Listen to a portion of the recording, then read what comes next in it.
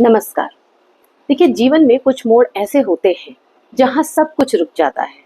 आत्मा का एक हिस्सा तो पुराने दर्द को ढूंढता है, लेकिन दूसरा हिस्सा किसी अज्ञान चीज की तरफ खिंचता चला जाता है। तो केतु जब अष्टम भाव में आता है तो ये जीवन के किसी सामान्य रास्ते को नहीं, बल्कि एक रहस्यमय अंधेरे में ले जाता है, जहां से या तो आपको मोक्ष मिलता है या फिर छिपे हुए कर्म की कहानियां आप कह सकते हैं जो आपकी हैं वो खुलकर सामने आ जाती हैं। तो आज का वीडियो उन्हीं लोगों के लिए है जिन्हें समझना है Ketu in eighth house, Ketu अष्टम भाव का सच क्या है। इसका इम्पैक्ट 10वें भाव पर भी पड़ता है। क्यों पड़ता है? क्योंकि 10वें का फल 10वें से 11वां 8वां भाव है। तो आप इस योग के माध्यम से डीपली ट्रांसफॉर्म कैसे करते हैं ये आज हम समझेंगे। लेकिन इसके पहले हमें ये समझना बहुत जरूरी है कि 8वें भाव का रहस्य क्या है। क्यों इसको कहते हैं कि 8वां भाव, बहुत लोग डरते भी हैं। देखिए, वैदिक ज्योतिष में अष्टम भाव को रंध्र भाव कहते हैं, यानी कि जीवन के छिद्र या सीक्रेटिव जोन। ये भाव हमें दिखाता है मृत्यु के बारे में, कि देह का अंत होगा, कैसे होगा, या पुनर्जन्म की शुरुआत को भी दिखाता है। अचानक से आने वाले परिवर्तन इमोशनल भी हो सकते हैं, फिजिकली भी हो सकते हैं, साइकोलॉजिकल भी हो सकते हैं, या फिर आपके लाइफ के डायरेक्शन में, जीवन की दिशा में भी हो सकते हैं। ये भाव आपके गुप्त संबंधों को भी दिखाता है। पास्ट लाइफ का जो आपका कार्मिक अकाउंट बैलेंस है उसको भी दिखाता है, इनहेरिटेंस को भी दिखाता है, ससुराल पक्ष को भी दिखाता है, एक्सीडेंट, सर्जरी, या फिर आप कह सकते हैं कि लॉन्ग टर्म बीमारी को भी दिखाता है, स्कैंडल, बदनामी, इसको भी दिखाता है। इसके अलावा ऑकल्ट, तंत्र मंत्र, ज्योतिष, इंश्योरेंस, टैक्स और जॉइंट फाइनेंसर और हिडन फाइनेंसेस को भी दिखाता है। ये भाव कभी भी स्थिर नहीं होता, ये अचानक शॉक देता है, लेकिन वही शॉक जो है वो हमारे कह सकते हैं ग्रोथ का बीज बन जाता है, वही कारण बन जाता है जो हमें शॉक लगता है। देखिए, कहा गया है कि केतु ज्ञान का बीज मुक्ति के पथ पर आपको ले जाता है। केतु के कुछ मूलभूत तत्व हैं जो कि हम पहले बार डिस्कस कर चुके हैं कई बार, ठीक है, कि ये जिस भाव में बैठता है वहां से अटैचमेंट हटा देता है, वासना हटा देता है, पास्ट लाइफ कार्मिक बैगेज देता है जो हम लेकर आए हैं, उसका हिसाब किताब यहाँ पर होता है, ठीक है। छुपा हुआ कह सकते हैं हिडन ट्रूथ भी हमें दिखाता है। ये सब केतु के कह सकते हैं कि डिफरेंट एस्पेक्ट्स हैं। फेम, नेम, मटेरियल, डिजायर, इन सब चीजों से अलग करता है। एक्सट्रीम स्पिरिचुअल पुश दे देगा या फिर साइकोलॉजिकल कंफ्यूजन, दोनों एक्सट्रीम केतु के देखे जा सकते हैं। क्योंकि ये ग्रह हेडलेस है इसलिए डायरेक्शनलेस भी हमें फील कराता है अक्सर, पर हमें अंदर से देखने की दृष्टि जरूर देता है। तो अगर हम बात करें कि अष्टम भाव में हर एक छोटी चीज पर जो भी अष्टम भाव दिखाता है उस पर क्या इम्पैक्ट होता है, और सबसे पहले हम बात करें यहाँ पर मृत्यु के बारे में या ट्रांसफॉर्मेशन के भी बारे में, तो केतु यहाँ अचानक और कह सकते हैं कि पेनफुल ट्रांसफॉर्मेशन देता है। जीवन में आपके स्पिरिचुअल अवेकनिंग जैसी हो सकती है सडनली, एकदम से, या फिर आपको नियर डेथ एक्सपीरियंस हो सकते हैं। कई बार फिजिकल डेथ तो नहीं होती, उसका डर भी नहीं होता। डेथ होती है किसकी? आपके ईगो की भी डेथ होती है, आपकी पुरानी पहचान जैसे खत्म हो जाती है, ये भी होता है। आपकी मृत्यु अचानक या फिर कोई हिडन डिजीज से हो सकती है, जो कह सकते हैं हम कि मेडिकल साइंस के लिए एक कंफ्यूजन होता है, मतलब रीजन नहीं डिस्कवर होता कि डिजीज क्या थी।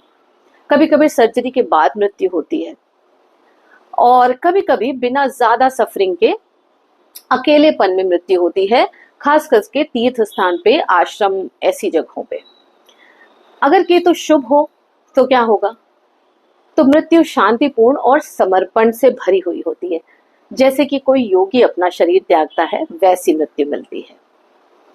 अब अगर हम बात करें इनहेरिटेंस की और जो कहते हैं हम हिडन वेल्थ मिलती है, तो विरासत यहाँ पर मिल सकती है, लेकिन हम कह सकते हैं कि लीगल बैटल्स या अनएक्सपेक्टेड डिलेज के साथ ही मिलेगी। कई बार अपने डेट सेटल करने के लिए, जैसे ऐसा होता है कार्मिक डेट, भी आप अपनी ही विरासत को छोड़ देते हैं, सडन गेन्स यहाँ पर होना पॉसिबल है, लेकिन वो आपको कह सकते हैं कि कोई लंबी खुशी नहीं देते हैं। वेल्थ तो आएगी लेकिन सुकून नहीं आएगा साथ में। अगर केतु शुभ स्थिति में हो तो धन हम कह सकते हैं कि आप अपने बच्चों के लिए प्रॉपर तरीके से छोड़ते हैं, बच्चों को एकदम साफ आपकी विरासत मिलती है। लेकिन अगर केतु पीड़ित अवस्था में हो तो फिर आपकी विल, आपकी जो भी विरासत है उसमें कंफ्यूजन होता है, बच्चों में लीगल झगड़े होते हैं, आपस में अनबन होती है, वसीयत नहीं बनती है, या फिर आप किसी ट्रस्ट को ही सब कुछ दे देते हैं। केतु अष्टम वाला व्यक्ति कभी कभी अपनी संतान को फिजिकली, प्रैक्टिकली नहीं तो इमोशनली त्याग भी सकता है, ऐसा भी देखा गया है। क्योंकि संतान से जो संबंध होते हैं वो कार्मिक होते हैं, मतलब बच्चे अलग दिशा में जा रहे होते हैं। तो धन जरूर मिलता है बच्चों को, पर वो सुख आपको बच्चों से नहीं मिलता। केतु अष्टम में हो तो आप बहुत इजीली अपनी विरासत या धन छोड़ सकते हैं, लेकिन आप प्रेम में समझौता नहीं करते हैं, फिर आप रिश्तों को छोड़ना बेहतर समझते हैं। केतु अष्टम में जब अपना कार्मिक चक्र पूरा करता है तो इंसान शांति से, एकदम साइलेंटली मृत्यु को अपनाता है। और हम कह सकते हैं कि धन संपत्ति छोड़ना है उसको, और जैसे वो सोच रहा हो कि मेरा तो कुछ भी नहीं था, सब कुछ आप कह लीजिए कि सिर्फ एक माध्यम था मैं, अब मैंने ये दूसरों को सौंप दिया है, ऐसी टेंडेंसी होती है। अब अगर हम बात करें इन लॉज से या ससुराल पक्ष से संबंध कैसे होते हैं, तो देखिए जैसा कि केतु का नेचर है, इन लॉज से आपके संबंध में हमेशा एक दूरी, मिसअंडरस्टैंडिंग या कह सकते हैं डिससेटिस्फैक्शन बना ही रहेगा। आपको इमोशनल या प्रैक्टिकल सपोर्ट ससुराल साइड से नहीं मिलेगा। कई बार ऐसा होगा कि आप उनके दुख के भागीदार बन जाएंगे। तो यहाँ पर आपको करना यह है कि बिना किसी एक्सपेक्टेशन के अपने ससुराल पक्ष की सेवा करनी है, आपको करनी पड़ेगी भी, ठीक है। और इसके अलावा अगर हम बात करें स्कैंडल्स की या हिडन कर्मा, बदनामी की, डिफेमेशन, तो देखिए केतु यहाँ पास्ट लाइफ से भी छुपाए हुए कर्मों को बाहर निकाल के लाता है। नाम खराब होने का बहुत योग होता है। अगर स्पेशली 10वें भाव से किसी तरीके का कनेक्शन बन जाए तो आप बिना वजह ब्लेम या फिर बदनामी के शिकार हो सकते हैं। तो ये समय जो होता है, जब ऐसा आपके साथ होता है, कि आप पेशेंटली काम करें, पेशेंस से वो समय निकालें। इसके अलावा केतु क्रॉनिक इलनेस या कह सकते हैं कि मिस्ट्री क्रिएट करता है, पता ही नहीं चलता कि बीमारी है क्या, बहुत लंबे समय तक बीमारी चलती है, सर्जरी का भी योग बनाता है। स्पेशली अगर उसके ऊपर मंगल शनि की दृष्टि हो जाए या किसी तरीके से उसका इफेक्ट आ जाए। लेकिन यहाँ पर हीलिंग भी बहुत चमत्कारिक ढंग से होती है। तो केतु आपको बीमारी भी देता है और केतु ही उसका हीलर भी है, ऐसा आप 8वें भाव के केतु से समझ सकते हैं। अब हम अगर बात करें ऑकल्ट की, ज्योतिष की, तो अष्टम भाव में आपको केतु तंत्र मंत्र, ज्योतिष, मिस्टिसिज्म, इसमें बहुत ज्यादा गहरी रुचि देता है। आपके इंटरेस्ट साइकिक पावर में, पास्ट लाइव्स में, ड्रीम इंटरप्रिटेशन जिसको कहते हैं, ऐसे टॉपिक्स में हो सकते हैं। लेकिन यहाँ पर भी आप आइसोलेटेड फील करते हैं और इंटरनली स्ट्रगल करते हैं। आप एक बहुत अच्छे टीचर या हीलर बन सकते हैं, पर इसके लिए ये जरूरी है कि पहले आप खुद को समझें। इसके अलावा जैसे कि हमने पहले भी बात की कि 10वें भाव से 11वां भाव अष्टम है, तो इसका असर आपके कर्म और करियर पर भी पड़ता है। यहाँ पर कर्म और कर्मफल, प्रोफेशन और करियर, सामाजिक पहचान या कह सकते हैं कि आपकी क्रेडिबिलिटी को केतु इम्पैक्ट करता है। तो क्या होगा यहाँ पर, ये 10th हाउस को कैसे इम्पैक्ट करेगा कि आप कन्वेंशनल जॉब से थोड़ा बोर से हो रहे होते हैं, करियर में ब्रेक्स भी आपको दिखने को मिल सकते हैं, इंस्टेबिलिटी भी हो सकती है, या फिर सडन डाउनफॉल भी देखने को मिल सकता है। कई बार आप ऑफिस पॉलिटिक्स का भी शिकार होते हैं और आपके जैसे सीक्रेट एनिमीज होते हैं वर्क प्लेस पे। तो आपको मटेरियल एम्बिशन छोड़कर यहाँ पर केतु कह रहा है कि सेवा, रिसर्च या हीलिंग करियर में जाने को आपको केतु कह रहा है।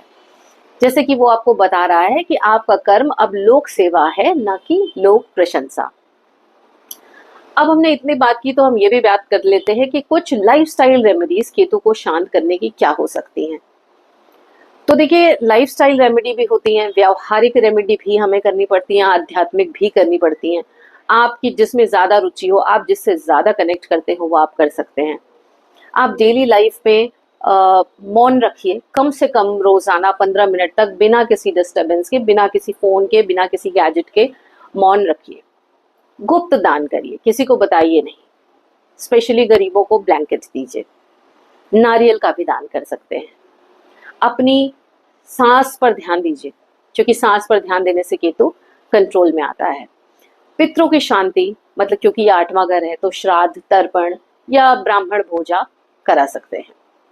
केतु मंत्र का जाप 108 बार आप रोज करिए, आपको बहुत फायदा होगा।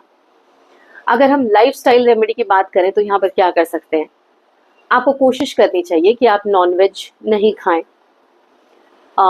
अल्कोहल, स्मोकिंग, इन सब चीज़ों से दूरी बनाकर रखें। इसके अलावा इन लॉज से डायरेक्ट कन्फ्रंटेशन नहीं करें, उसको अवॉइड करें। अपनी पर्सनल डायरी लिखें, ये आपको बहुत मदद करेगा। इसके अलावा आप थेरेपिस्ट से भी कंसल्ट कर सकते हैं अगर आपको बहुत ज़्यादा एंग्जाइटी और डर बना हुआ होता है तो फिर। तो देखिए, केतु जब 8वें घर में होता है तो आपको दुनिया से नहीं, खुद से लड़ना है एक्चुअली यहाँ पर। क्योंकि ये लोग जो होता है, ये योग आपके अंदर के अंधेरे को बाहर लाता है ताकि आप रोशनी तक पहुंच सके। ये योग कोई सजा नहीं है, पनिशमेंट नहीं है, ये तो आप कह सकते हैं कि मोक्ष का प्रारंभ है। जो भी लोग इस योग से डरते हैं कि केतु अष्टम में है, उन्हें कह लीजिए कि अंधेरा अंदर ही अंदर खा जाता है। पर जो लोग इस योग को समझकर खुद को ट्रांसफॉर्म करते हैं, वो आप कह लीजिए कि इस जन्म में ही अपने पुराने जन्मों के सारे कर्म से मुक्त हो जाते हैं। तो अगर आपको ये वीडियो वैल्यूएबल लगा हो तो लाइक करें, शेयर करें और कमेंट भी करें। और कमेंट में ये भी लिखें कि आपकी लाइफ में केतु का क्या प्रभाव पड़ रहा है, कहाँ पर है, किस भाव में केतु है। तो तब तक के लिए नमस्कार।